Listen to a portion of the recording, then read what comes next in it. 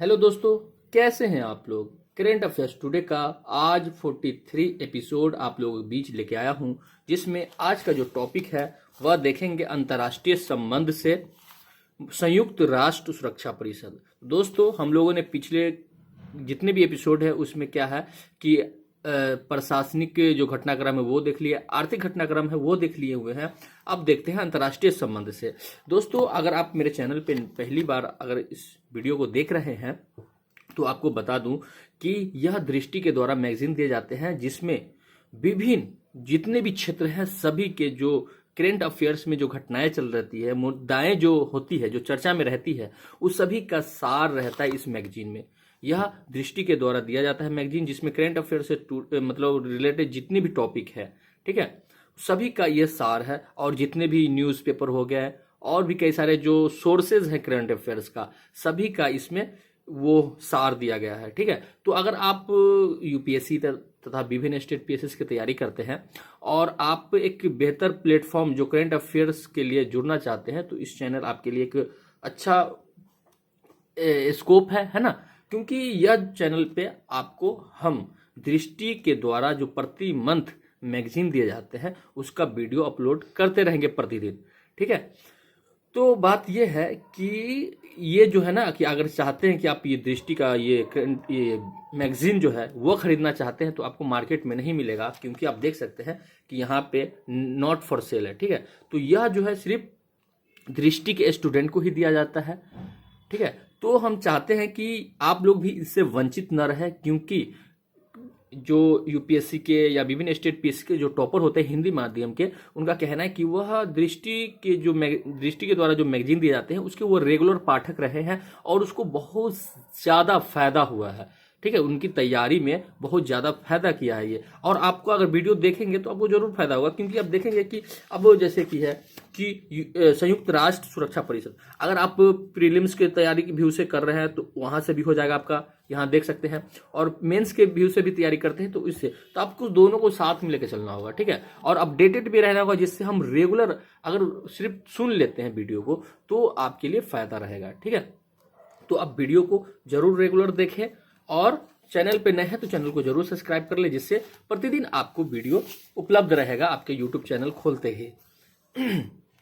तो चर्चा में क्यों है, तो हाल ही में भारत की अगुवाई में आतंकवाद के मुद्दे पर चर्चा के लिए देश के 2 शहरों नई दिल्ली एवं मुंबई में संयुक्त राष्ट्र सुरक्षा परिषद की आतंकवाद रोधी समिति काउंटर टेररिज्म कमेटी सीटीसी की विशेष बैठक का आयोजन किया गया।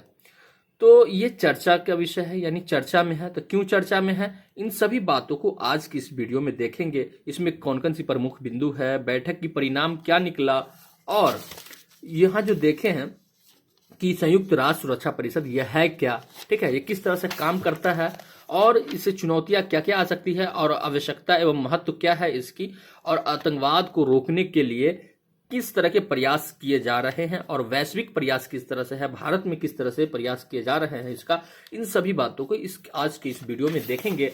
तो अगर इस टॉपिक को और बेहतर तरीके से समझने के लिए इससे जो संभावित प्रश्न है उसको देख लेंगे, जिससे टॉपिक को समझना और आसानी हो जाएगा।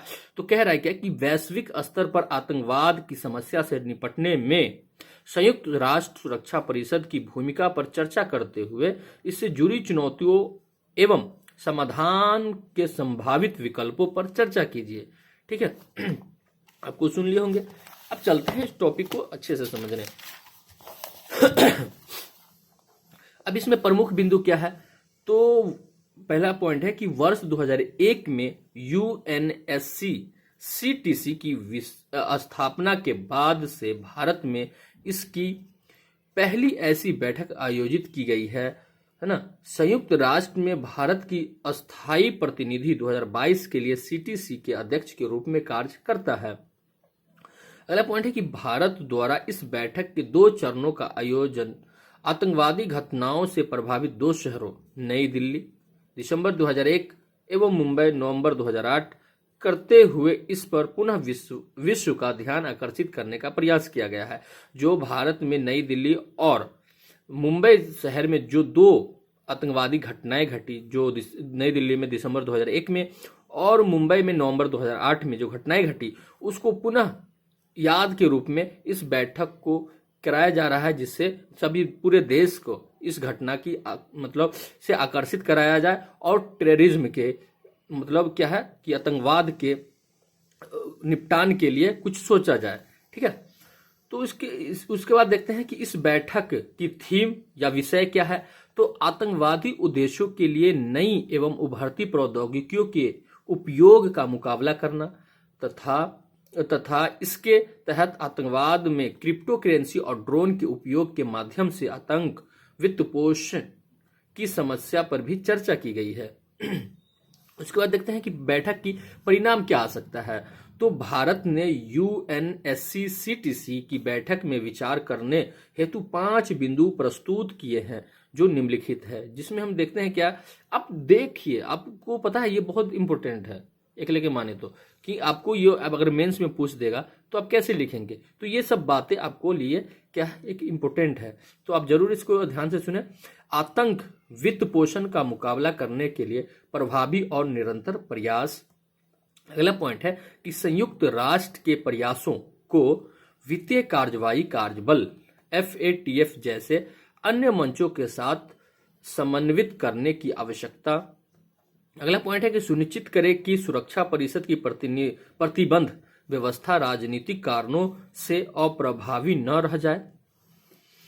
अगला पॉइंट है कि आतंकवादियों और उनके प्रयोजकों के खिलाफ अंतर्राष्ट्रीय सहयोग और ठोस कार्रवाई, जिसके तहत आतंकवादियों को आश्रय देने वाले स्थलों को नष्ट करना आदि शामिल है। इसके जो परिणाम, बैठक के जो परिणाम में है, उसमें इन मुद्दों को रखा गया है। अगला पॉइंट देखते हैं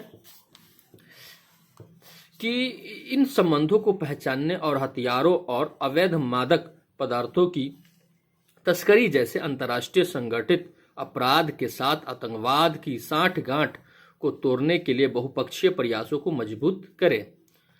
उसके बाद है कि अगला पॉइंट क्या है कि इस बैठक के अंत में आतंकवादी उद्देश्यों के लिए नई और उभरती प्रौद्योगिकियों के उपयोग का मुकाबला करने पर दिल्ली घोषणा पत्र जारी किया गया। अगला पॉइंट देखते हैं कि आतंकवाद एवं नवीन प्रौद्योगिकी इस क्षेत्र में क्या है।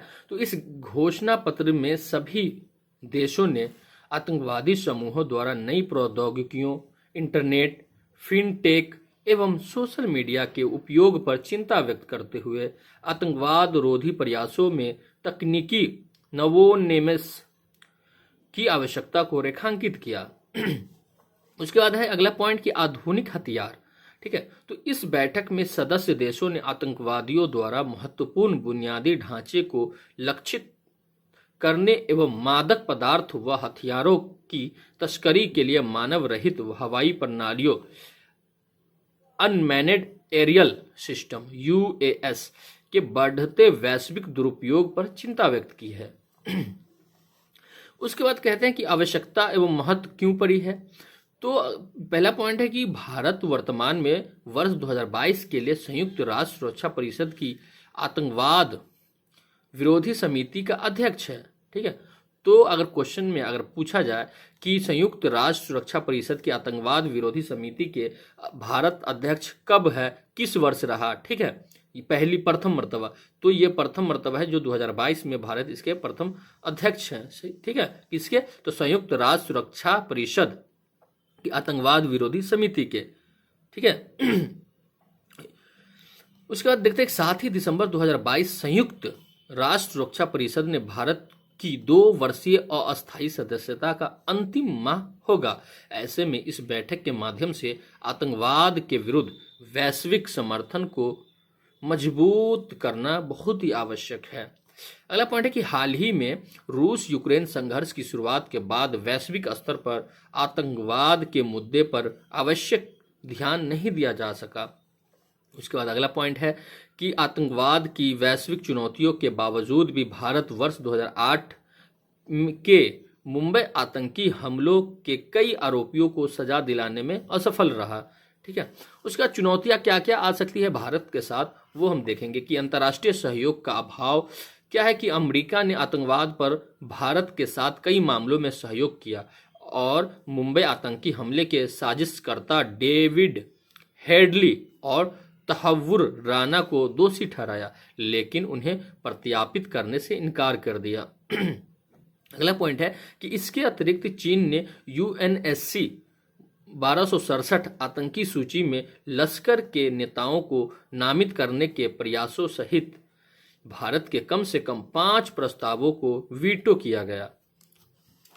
अगला पॉइंट है कि असमान व्यवहार। ठीक है, तो वर्तमान में अंतर्राष्ट्रीय स्तर पर स्थापित आतंकवाद रोधी तंत्र को अमेरिका में 26 सितंबर 2001 को हुए आतंकी हमलों के बाद स्थापित किया गया था। हालांकि इस हमले के लगभग 2 वर्ष पूर्व दिसंबर 1999 में भारतीय विमान IC 814 हाईजैक मामले में भारत की अपील पर पश्चिमी देशों ठीक है ने अधिक ध्यान नहीं दिया और भारत को कई आतंकियों को रिहा करना पड़ा। हालांकि इन्हीं आतंकियों ने बाद में अमेरिका, UAE, पाकिस्तान आदि हमले किए। आपको एक घटना पता होगा जिसमें क्या था, भारतीय विमान IC 814 जो था उसको हाईजैक कर लिया गया था। उसको देने के लिए क्या है कि कई सारे आतंकियों को भारत में जो कैद था उनको छोड़ने की अपील किया गया था, जिससे भारत सरकार मजबूरन उसे छोड़ना पड़ा क्योंकि विमान वापस आए, क्योंकि यात्री थे इसमें, है ना, भारतीय यात्री हैं। उसके बाद अगला देखते हैं कि क्षेत्रीय चुनौतियां क्या हो सकती है। ठीक है, तो अफगानिस्तान में तालिबान की वापसी एवं तालिबान प्रशासन में महिलाओं एवं अल्पसंख्यकों के प्रति दुर्व्यवहार पर वैश्विक निष्क्रियता इस बात का संकेत है कि आने वाले समय में भारत को क्षेत्रीय चुनौतियों से अकेले निपटने हेतु तैयार रहना होगा और इसलिए इस क्षेत्र में भारत अकेले खड़ा रहने की प्रयास कर रहे हैं और अपना सैन्य मजबूती बढ़ा रहे हैं। ठीक है, उसके बाद अगला पॉइंट देखते हैं कि बढ़ती अराजकता।